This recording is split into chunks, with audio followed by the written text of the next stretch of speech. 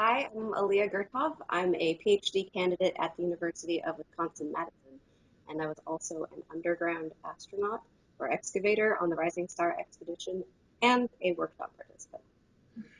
So, can you tell us how did you get involved in this crazy adventure to begin with? So I woke up one morning and checked Facebook, and there was this post from Lee, and immediately I updated my CV and sent it in. And I mean, you've probably heard something about that post by now from the other excavators, but Yes, the wonderful skinny scientist post. yeah. I mean, it was surprising, but I knew who Lee Berger was by this point. Everyone did. One of the discoverers of Australopithecus sediba. So I knew if he was asking for people, it was for a good reason. And so, what did you understand you would be going in for in the interview process? Did he give you any hint of what awaited? Oh, well, before we were accepted onto the team as excavators, no, it was pretty closed mouth for good reason because nobody really knew what awaited us. So we said, something interesting, and the fact that people were going to be flown from all over the world to excavate it certainly gave some indication of its significance. Right, and I imagine you might have thought, well, why don't they just use folks that are local there that could do it? And I guess it pretty soon became clear why. Yeah, and I mean, it's all about training, right? I mean, we fortunately had the training. He needed somebody ready to go right now, but I think going forward, it's absolutely going to be, you know, local people whose national heritage this is getting involved. And when you speak of training, what specific training might you have had that made you such an attractive candidate for this team? Well, I have been excavating for quite a while, at least compared to my age, I guess.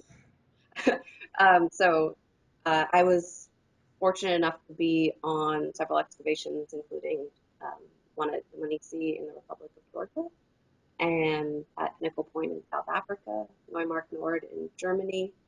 Let's see, a historical excavation in the northwest of the United States, and I regularly work at Olduvai Gorge and Laetoli in Tanzania. So you had a very strong hominid background as well as having the excavation skills. Well, funny thing about that is very few people in the world have a strong hominin background. So, yeah, I've been excavating at sites made by hominins, but I think until that day in November when I entered that cave, I'd only found one Australopithecus boisei. Wow. So yeah. So then you get into the cave and things are a little bit different than you would have expected, I imagine. Yeah, just a little bit different. And tell us because as news is going to be breaking shortly about that, I think getting a sense from you who were there of what the initial view of that fossil chamber must have been like.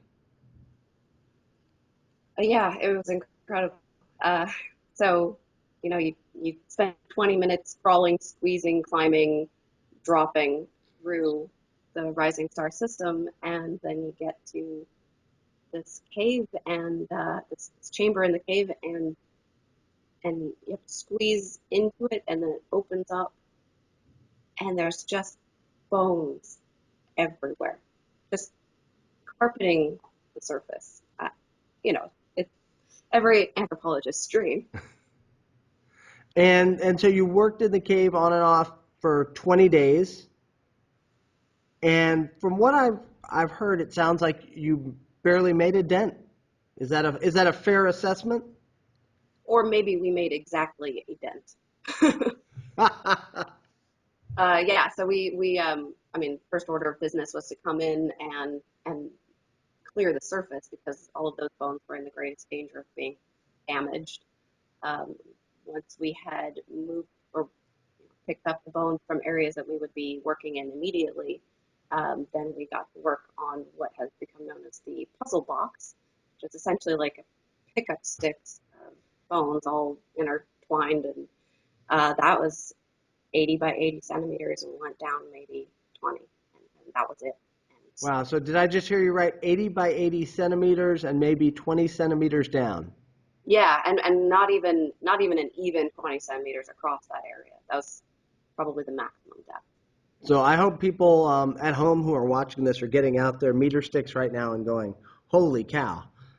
Yeah, Um, that's less than a yard by a yard. and to get what we believe is the most productive single hominid site in all of Africa now. Yeah, to date, certainly. Hmm? Yeah. And so how did your team, the six of you, manage to work in there? You had come together, you had never met each other, and you're now in this tiny spot.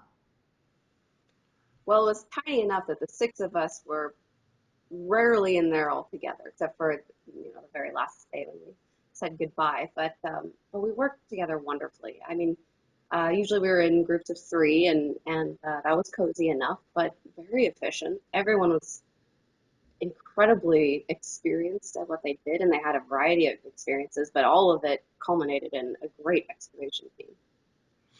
And it seems like it was helpful that you had people who didn't all have the exact same skill set, but you were able to feed off each other's expertise. Absolutely, yeah. Because frankly, we didn't know what we were going to encounter, and by the end, we had a good sense of it. But everyone's backgrounds contributed to uh, that kind of um, very well-rounded approach. And if I can ask, as you look back, what can you share with us? What some of the standout highlights of the excavation were? Yeah, I mean, I don't have the greatest memory. It's terrible. So for that reason, there's a few points that really somehow surge above this already very heightened, fantastic experience. So God, I wish every day could be as clear as this one, but yeah, or maybe I don't, because the rest of my life is not as great as the Rising Star expedition. I But could say whose life is though, right? right.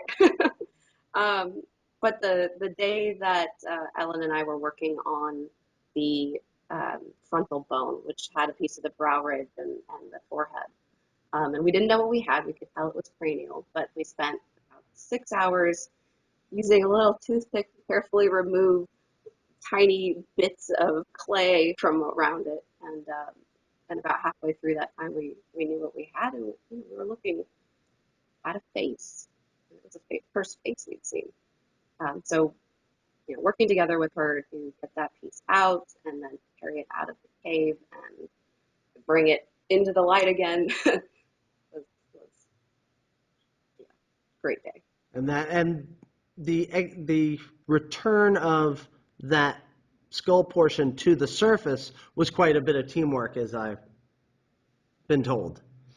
Yeah, that was something that we actually have a great photograph of. It wasn't that particular piece. It was one of the first cranial pieces to come out. Um, but there's a great photo from the camera feed showing all of these people chained along Dragon's Back, which is that very steep ridge, passing along the box with that cranial piece in it. So yeah, that was always very collaborative, and even when it wasn't such a um, showy piece, it always took many people to get it safely from the cave to the surface.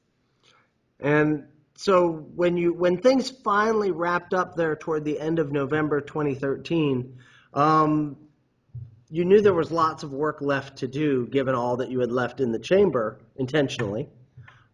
Did you think you'd be coming back? Uh, I only hoped.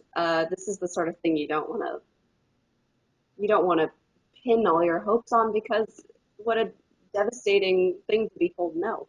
I was lucky enough to come back. I actually came back in the February of the next year, and I got to work with John Hawks looking at the teeth, and then Lee and I went back into the cave, another part of it, and that was a great experience too to get to work with Lee in the cave. And then I came back again for the workshop in May. And I think the workshop is something I'm interested in hearing a little bit more about because I think Dawn of Humanity, the new Nova show that's going to air shortly, will feature a lot of work on the excavation. But a lot of people out there don't know much about the workshop. So can you tell us a little bit more about what was the workshop? What was your role in it? Yeah, well, so in terms of my paleoanthropological colleagues, the workshop probably is the more exciting portion of it because this is where all the analysis happened. When we were excavating, we had a very general sense of what we were finding, but it was usually like, oh, it's a piece of a humerus, or this is clearly a distal toe phalanx. So the workshop was when we finally got to lay everything out, see what we had, and make comparisons. And the most incredible thing about this was that all of the principal investigators decided they wanted to invite early career scientists in. And that's almost unheard of to have so many people at the beginning of their career get to work on something that's going to make such a great impact in the field. So uh, I got to come in to work on the piece assemblage, and we were kind of cloistered separately in the tooth booth, but there were several of us. The Luke Delazine, Matt Skinner, Juliette Brophy, Joel Irish, and myself for the most part. Don Hawks was also involved with that work. And so this sounds like in the field a really neat opportunity to collaborate rather than to compete as Yeah, such. absolutely. Oh gosh, right. Yeah, science should not be about competing, but the sad truth of it is that you have to make your project look like the most exciting one to get funding. Great thing about Rising Star, it simply is the most exciting thing I can think of right now. And that, it's partly from being involved in it and not knowing what else is happening around the world until it's published. But yeah, so Rising Star had all of the funding that it needed, and people were invited in, and there was no need to compete. We were just working together to figure out what the heck this thing is. So, and do you have any particular highlights that you can share with us from the workshop, or that may be still under embargo for the next few days? Oh, no, I don't. I mean, there's of course that great feeling of starting to piece together this skeletal puzzle. But no, I mean, just for me, it's going to be having met all of those people and sort of getting to know them on the ground floor, early in their careers and early in mine, and I hope to continue to collaborate with them going forward. That sounds great. And as we wrap up, I know you're getting ready to head out to London later today, and I don't want to keep you too long from that. But as you look ahead, we're about to have the announcement here in a couple of days. Um, Things are hopefully going to get crazy in good ways. But what do you hope people take from the Rising Star experience, and what would you like people to know that they might not otherwise get to know in, say, a CNN soundbite? Okay, well, let's see, probably two things. First was just that none of this could have happened without so many volunteer hours, just countless, nearly. And that was in a large part from the cavers who found the Rising Star material and who were there to make sure that we were safe the entire time. I mean, they donated their time to us, and there were always, at least 10 or 15 in the cave or at the top to make sure that everything was going smoothly. So great, huge thank you to them. The other thing is it's just how unique this experience is in terms of the outreach aspect. We knew that we had something really, really wonderful from the beginning.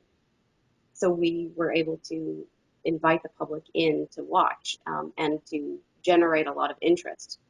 But going forward, hopefully that'll be a little bit more common. The things that we were able to show are things many excavations could show given the right um, support system to do so. Well, great. That's something that I certainly, as a teacher in this topic, hope that we see from future excavations, because it was amazing for us to be able to follow y'all during the excavation through Twitter and to be able to keep up with that. So that Yeah, means a great deal to have that sort of openness and that open access. I do actually want to edit that a little bit to say, Okay, go for it. myself included, many of us do work in areas where getting internet is darn near impossible. But that doesn't mean that we can't share as much as we can as soon as we get back to uh, internet land. Right, that makes sense. Yeah. So Okay, good clarification. yeah. So, well, Alia, we can't thank you enough for sharing your time. You're busy, you're getting ready to head off to a conference right now, but it means a lot to us. And once the announcement's made, hopefully we may be able to contact and bring you into class one day with a Skype session. I would love Yeah. to do that. That'd be great. That's awesome. Well, thank you so much. We really, really appreciate it, and we'll hopefully catch you soon. All right. Talk to you soon, John. Okay.